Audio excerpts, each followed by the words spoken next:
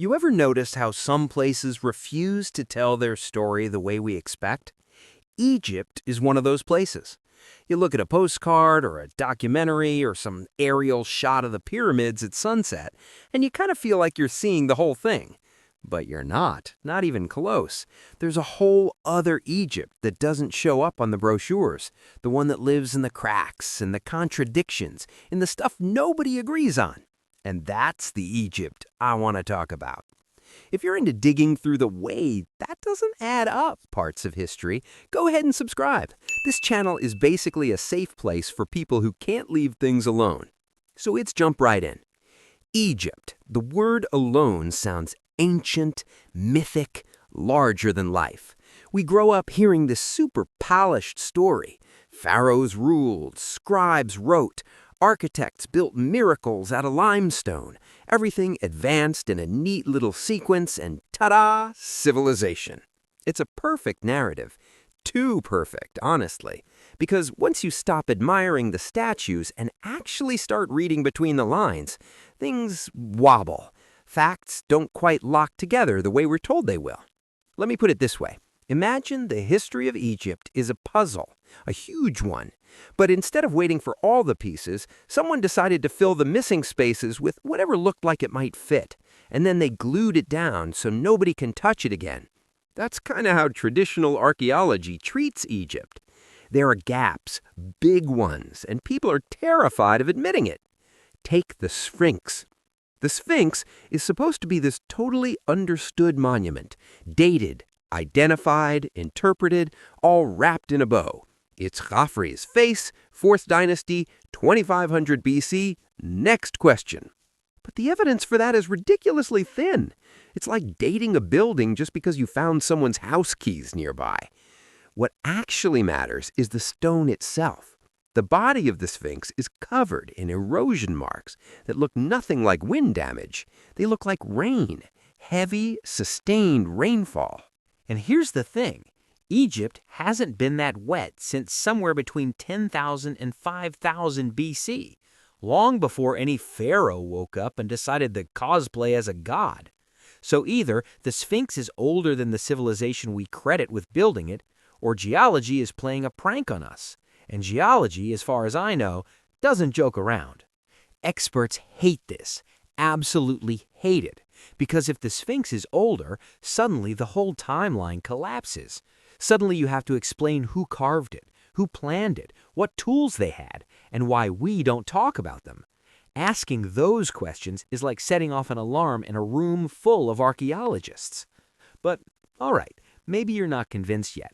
Fine, let's walk into a place that makes the Sphinx look like a warm-up exercise. The Serapeum of Saqqara. If you've never heard of it, that's already suspicious, because it's one of the most baffling sights on Earth. Picture a cramped underground tunnel system, carved with insane accuracy, and inside it, gigantic stone boxes. I don't mean big, I mean big enough to make you feel like you're in a dollhouse. Some of them weigh over 100 tons. The lids alone could probably flatten a bus. And the precision? Ridiculous. Surfaces polished to a mirror finish. Angles so perfect you can measure them with modern tools and still be impressed. We're talking tolerances that would make a machinist sweat. And then someone tells you, oh yeah, the Egyptians did this with copper chisels.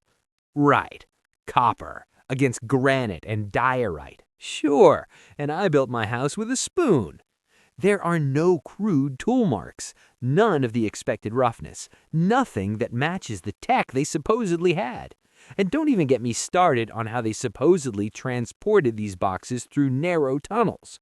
If brute force was the answer, we'd at least see evidence of the chaos, broken corners, scars on the walls, a crushed worker or two, something. But nope, it all looks impossibly clean, almost like the site predates the people who inherited it. Then there's the Unfinished Obelisk in Aswan, the giant that never left the quarry. If completed, it would have been over 1,200 tons. The narrative says workers hammered at it with diorite balls, slowly shaping the granite.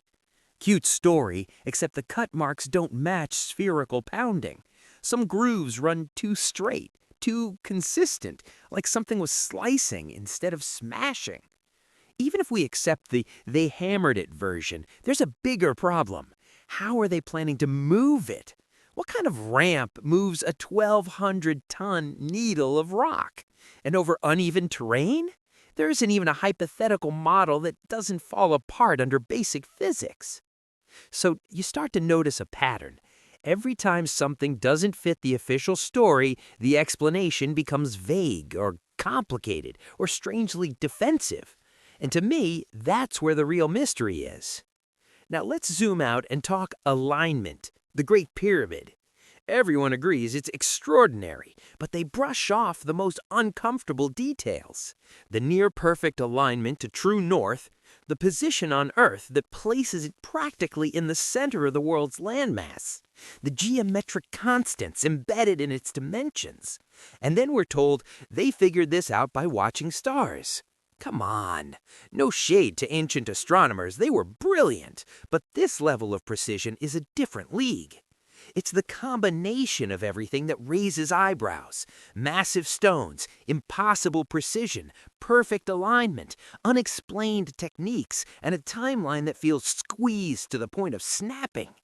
At some point, you have to consider the possibility that maybe we're looking at the tail end of a knowledge chain instead of the beginning.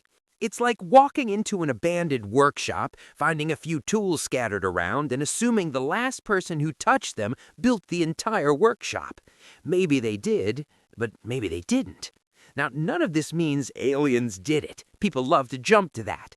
No, what I'm saying is that human history might be older, deeper, and stranger than the safe version we recycle. And honestly, I find that way more interesting than aliens.